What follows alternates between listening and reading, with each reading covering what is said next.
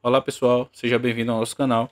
Hoje a gente vai falar sobre esse livro aqui, Cristianismo Puro e Simples, de C.S. Lewis. Esse livro, na verdade, é a compilação de algumas entrevistas que C.S. Lewis deu à rádio BBC na Inglaterra, na época da Segunda Guerra Mundial, o momento tido como um dos mais sombrios da história. Nesse momento as pessoas estavam buscando um, um acolhimento emocional e viram em C.S. Lewis a possibilidade de discursar para essas pessoas.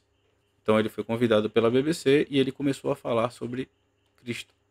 Mas esse livro, quando C.S. Lewis ele fala sobre Cristo, nesse livro aqui, que é a compilação dos seus discursos na BBC, ele traz uma linguagem muito mais simples e ele não se aprofunda muito na teologia, no estudo teológico, nem escatologia. Ele se aprofunda mais no conceito de cristianismo do que é ser cristão. E, de fato, como é você ser cristão? O porquê você é cristão? O objetivo e fundamento pelo qual você segue o cristianismo. Então ele vai nos trazer uma ideia em que pode ser absorvida por qualquer denominação religiosa. Porque o cerne da questão não são as doutrinas religiosas, mas Cristo. O interessante, no primeiro capítulo, ele começa dizendo que todo ser e todo mundo ele segue uma lei natural. E essa lei natural, ou lei da natureza humana, que seria a lei moral, é uma lei moral igual para todo mundo. Ele dá até um exemplo sobre civilizações. Ele fala que algumas civilizações têm costumes diferentes de outras, mas a lei moral é a mesma. Porque a lei moral é aquilo que vai te induzir a fazer o bem. E, logo, se ela te induz a fazer o bem, ela te orienta a evitar o mal. Muito embora não haja um conceito de bem e mal, o mesmo conceito para todas as civilizações. Mas a lei natural é a mesma. E um exemplo que ele dá é a ideia de uma pessoa gostar e cuidar da sua família. Em qualquer civilização, a mãe que tiver uma filha ou um filho, ela vai proteger com unhas e dentes esse filho ou essa filha. Em qualquer civilização.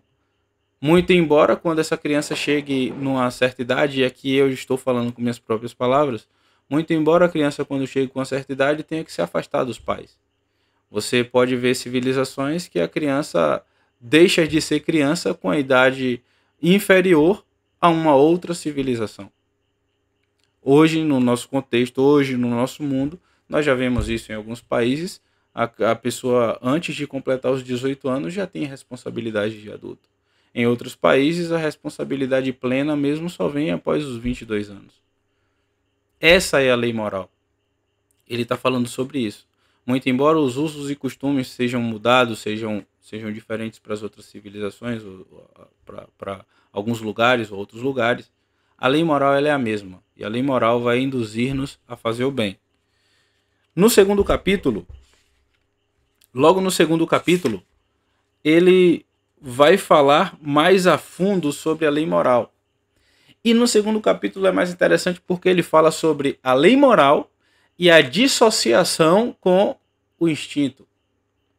E nesse mesmo sentido, no instinto, ele nos mostra que o instinto, todo o nosso instinto é motivado por sentimentos bons, por uma busca pelo bem, pela vontade de sentir bem, a vontade de encontrar o bem. Ele dá o exemplo do instinto sexual, ele dá exemplo do instinto de comermos. O que a gente busca é o bem. Só que os seus excessos acabam nos levando ao mal. Fazer sexo não é ruim. Não para dois amantes casados.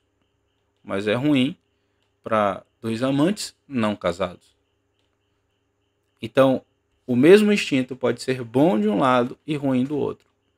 E aqui ele fala que muitas pessoas questionaram ele porque, embora ele fale que existe a lei moral natural, as pessoas associam isso a instinto. Ele fala que a lei moral natural está acima do instinto, porque a lei moral natural é uma lei que norteia todo o instinto. Seria basicamente o freio e contrapeso dos nossos instintos. Seria essa lei moral natural. Mais à frente ele vai falar que a lei moral natural parte de Deus. e eu estou num capítulo bem legal aqui, que ainda estou digerindo esse capítulo, que ele fala um pouco sobre a invasão.